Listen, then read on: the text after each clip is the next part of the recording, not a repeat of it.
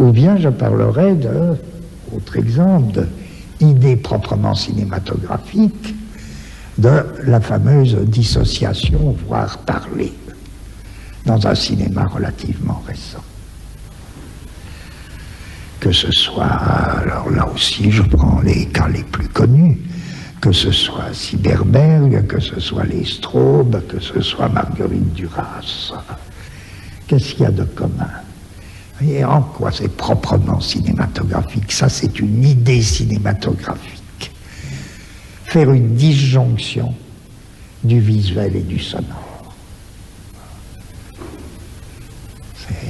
Pourquoi ça ne peut pas se faire au théâtre? Pourquoi? Ça peut se faire. Ce sera de l'appli. Alors là, si ça se fait au théâtre, sauf exception, à moins que le théâtre trouve des moyens de le faire, on pourra dire que le théâtre là applique du cinéma. Ce qui n'est pas mal forcément, mais c'est une idée tellement cinématographique, assurer la disjonction du voir et du sonore et du parler, du visuel et du sonore, que ça répondrait à l'idée qu'est-ce que par exemple avoir une idée cinématographique. Et tout le monde sait en quoi ça consiste, je le dis à ma manière. Une voix parle de quelque chose. En même temps, donc, on parle de quelque chose. En même temps, on nous fait voir autre chose. Et enfin, ce dont on nous parle est sous ce qu'on nous fait voir. C'est très important, ça, ce troisième point. Vous sentez bien que c'est là que le théâtre ne pourrait pas suivre. Le théâtre pourrait assurer les deux premières propositions. On nous parle de quelque chose et on nous fait voir autre chose. Mais que ce dont on nous parle en même temps se mette sous ce qu'on nous fait voir, et c'est nécessaire, sinon les deux premières opérations, elles n'auraient aucun sens. Elles auraient guère d'intérêt.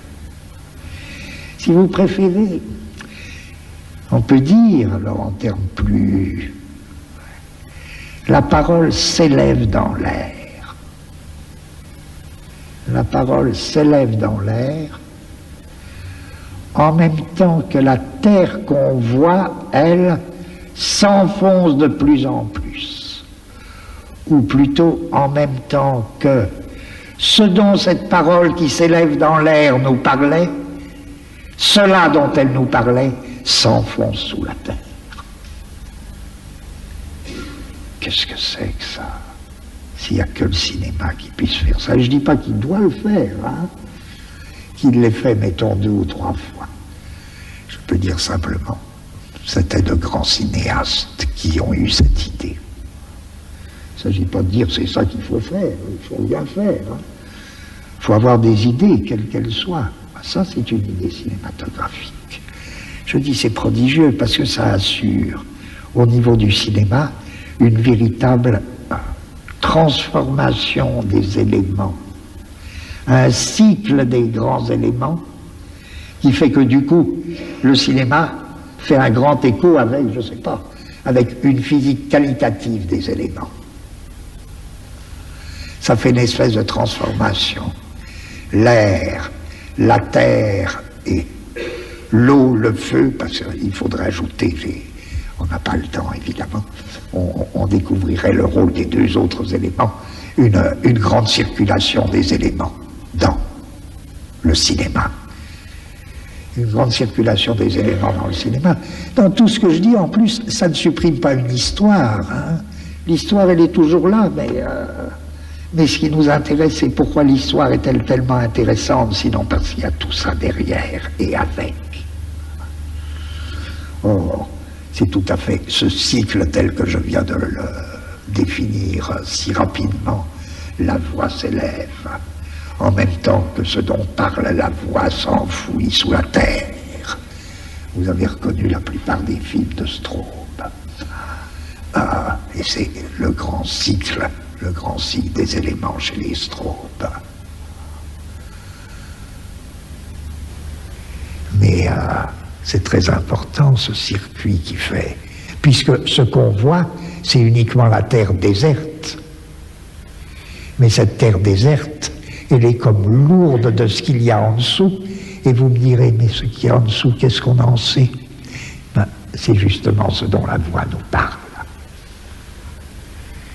Et c'est comme si la terre, là, se gondolait de ce que la voix nous dit, et qui vient prendre place sous la terre, à son heure et en son lieu.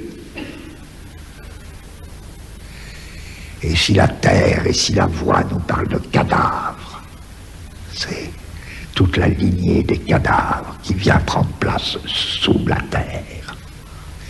Si bien qu'à ce moment-là, le moindre frémissement de vent sur la terre déserte, sur l'espace vide que vous avez sous les yeux, sur la terre déserte, etc., prend tout son sens. Le moindre creux dans cette terre, etc.